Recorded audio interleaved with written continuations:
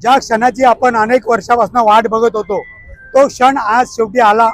सन्मान्य राजसाहेब ठाकरे आणि सन्मान्य उद्धवसाहेब ठाकरे या दोन भावांनी एकत्र येऊन जी महाराष्ट्राची अस्मिता जपण्याचं काम करायचं आहे, त्यासाठी ज्या महाराष्ट्रातल्या नागरिकांची अपेक्षा होती, इच्छा होती, या दोन भावांनी एकत्र आलं पाहिजे आणि एकत्र महाराष्ट्राच्या हितासाठी, महाराष्ट्राच्या अस्मितेसाठी, महाराष्ट्राच्या भल्यासाठी लढलं पाहिजे।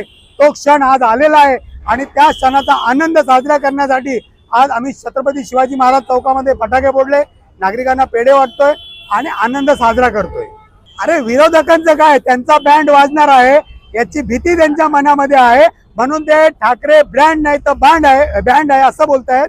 परंतु येणाऱ्या काळामध्ये मुंबई महानगरपालिका असतील, इतर महानगरपालिका असतील, याच्यामध्ये आम्ही दाखवून देऊ ब्रँड आहे की बँड आहे। आता आम्ही सत्ताधाऱ्यांचा बँड वाजवल्याशिवाय आम्ही आणि आमचे कार्यकर्ते गप्प बसणार नाही आहोत।